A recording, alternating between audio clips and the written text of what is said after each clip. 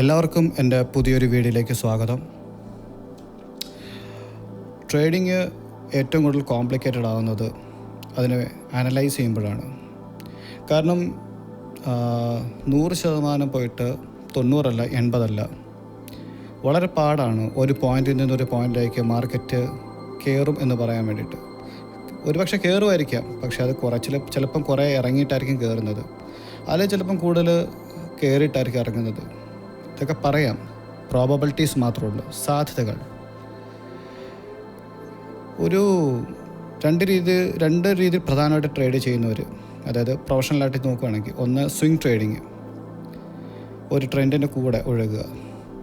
ഒരു ട്രെൻഡ് മുകളിലോട്ടാണെങ്കിൽ ഒരു മാസം മുഴുവൻ മുകളിലോട്ട് പോകുന്ന, അല്ലെങ്കിൽ ബുള്ളിഷ് ആയിട്ടൊരു ട്രേഡിങ് ആണെങ്കിൽ അതിൻ്റെ ബൈ ചെയ്തുകൊണ്ട് പോകുന്ന ഒരു മെത്തേഡ്, അല്ലെങ്കിൽ ഇറങ്ങുകയാണെങ്കിൽ സെൽ ചെയ്തുകൊണ്ടുള്ളൊരു മെത്തേഡ് സ്വിംഗ് ട്രേഡിംഗ് പറയാം. അതിൻ്റെ ഓരോ ഡിപ്പിലും പീക്കിലും നമ്മൾ ബൈ എടുക്കുന്നു, സെല്ലെടുക്കുന്നു. പക്ഷേ എന്നാൽ അവിടെയും നമുക്ക് 100% നമുക്ക് ഉറപ്പ് പറയാൻ കഴിയില്ല അത് അവിടെ നിന്ന് ട്രെൻഡ് റിവേഴ്സ് ആകുമോ എന്നുള്ളത്.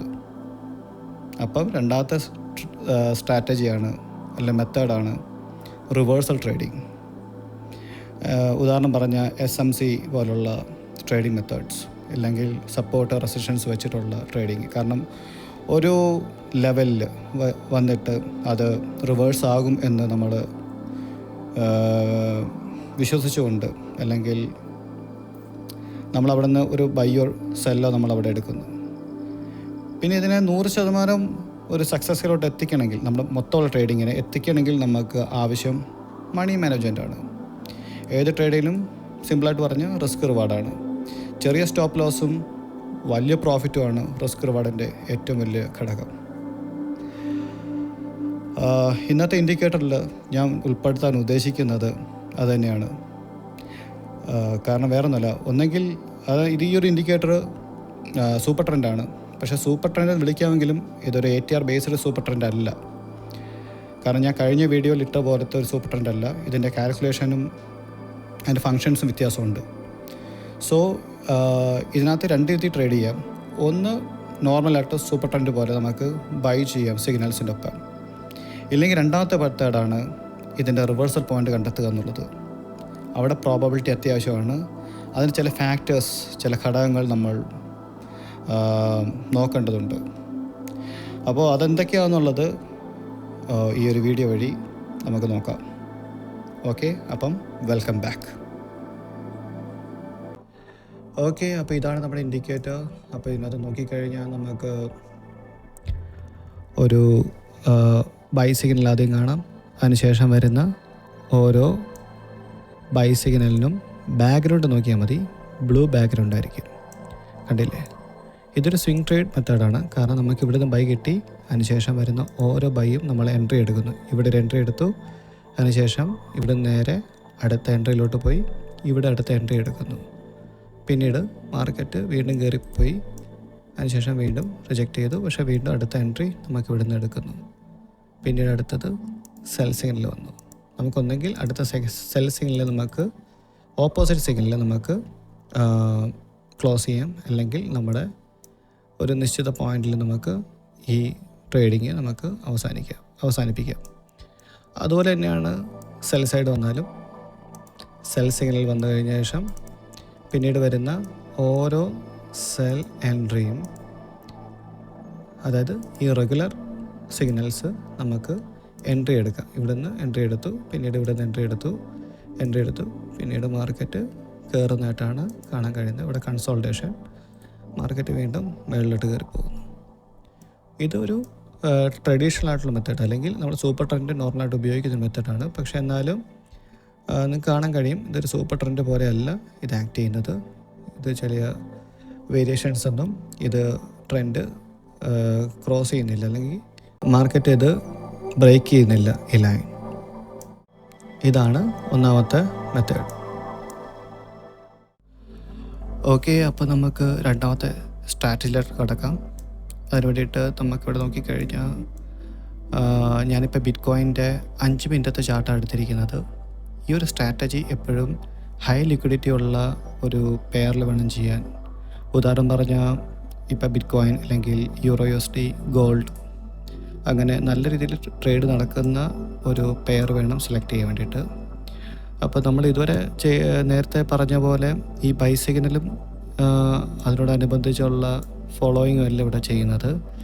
ഇവിടെ റിജക്ഷനാണ്, അല്ലെങ്കിൽ ഫെയിൽഡ്, അല്ലെങ്കിൽ ഫോൾസ് സിഗ്നൽസ്, അതാണ് കൺസിഡർ ചെയ്യുന്നത്.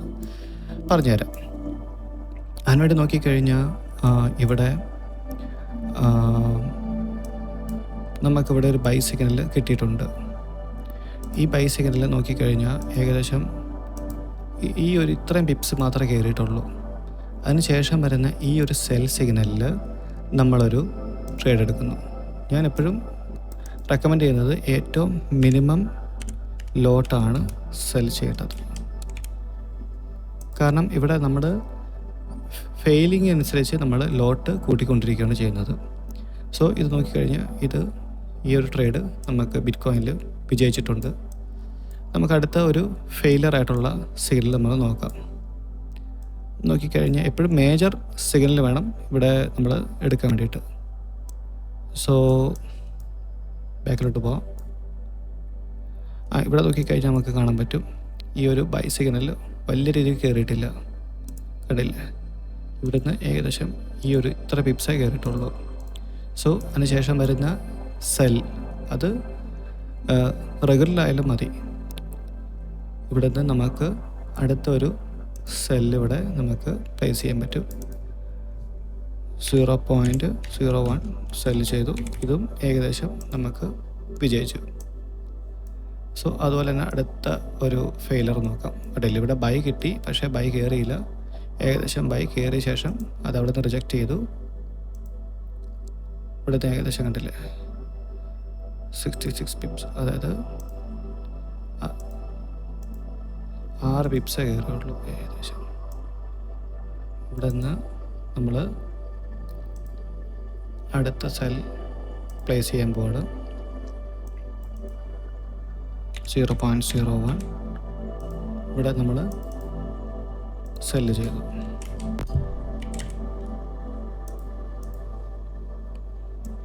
ഇതും വിജയിച്ചു.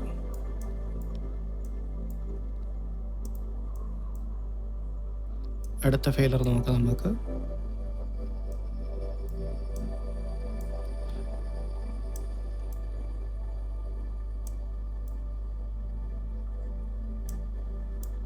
ഇവിടെ സെല്ല് കിട്ടി. കണ്ടില്ലേ? സെല്ലിവിടെ ഒരു സപ്പോർട്ട് ക്രിയേറ്റ് ചെയ്തിട്ട് അടുത്ത ഒരു ബൈ സിഗ്നൽ നമുക്ക് ഇവിടെ കിട്ടി. നോക്കി കഴിഞ്ഞാൽ കണ്ടില്ലേ, ഇത് ഇറങ്ങിയിട്ടേ ഇല്ല.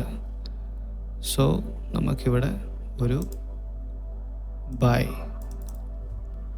0.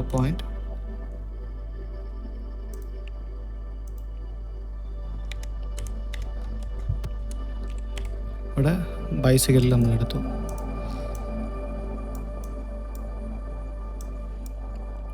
അപ്പോൾ നമ്മൾ ഇത്രയും ചെയ്ത ട്രേഡൊക്കെ വിജയിച്ചു. അതുപോലെ ഇവിടെ നോക്ക്, അല്ല ഇവിടെ ഇല്ല, ഇത് മേജർ അല്ല, അതുകൊണ്ട് ഇത് എടുക്കുന്നില്ല. നമുക്ക് അടുത്തതിലോട്ട് പോവാം.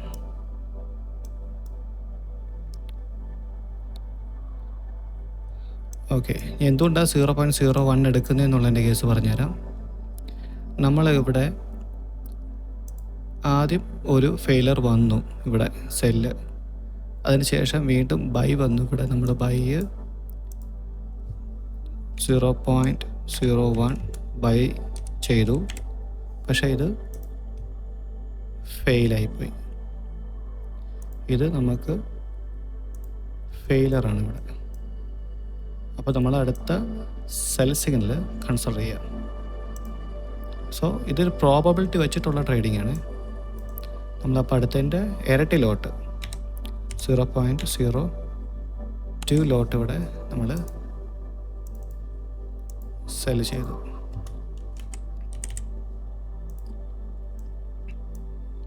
സോ നമുക്ക് ആദ്യത്തെ ബൈ ഫെയിലായി. രണ്ടാമത് ഇരട്ടി ലോട്ട്, അതായത് ലോട്ടിനെ വീണ്ടും കൂട്ടി നമ്മൾ രണ്ടാമത് ചെയ്തപ്പം നമുക്കത് വിൻ ചെയ്യാൻ കഴിഞ്ഞു.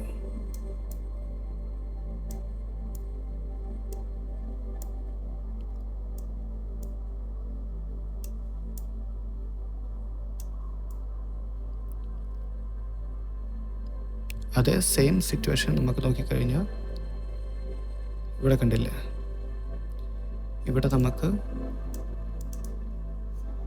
0.01 ഇവിടെ നമുക്ക് ഫെയിലായ ശേഷം നമ്മൾ ഇവിടെ 0.01 നമ്മളിവിടെ സെല് ചെയ്തു.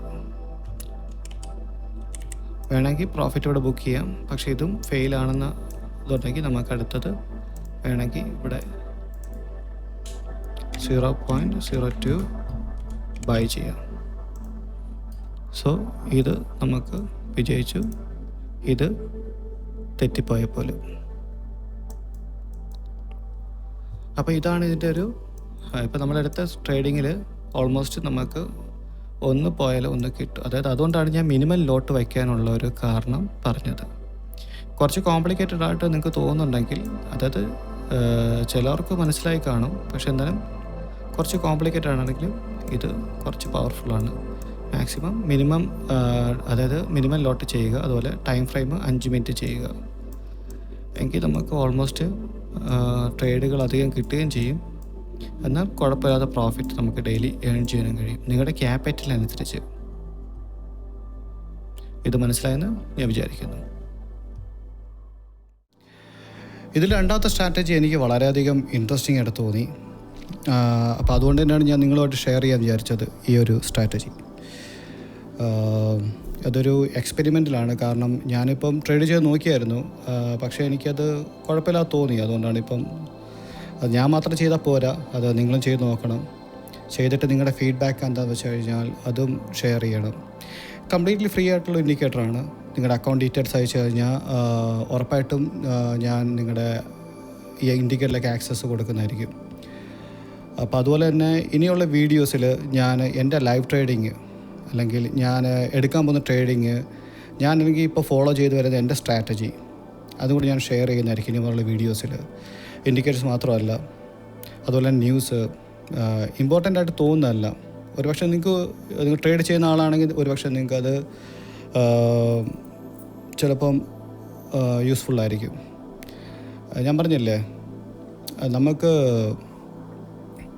ഒരിക്കലും ഇത് ഈ ഒരു മാർക്കറ്റ് അല്ലെങ്കിൽ ഒരു ബാക്കിയുള്ളൊരു ഇപ്പോൾ ഒരു എഡ്യൂക്കേഷൻ പോലെയല്ല ട്രേഡിംഗ് എന്ന് പറയുന്നത്. പ്രാക്ടീസ് കൂടി മാത്രം നമുക്ക് അത് നേടിയെടുക്കാൻ കഴിയുള്ളൂ.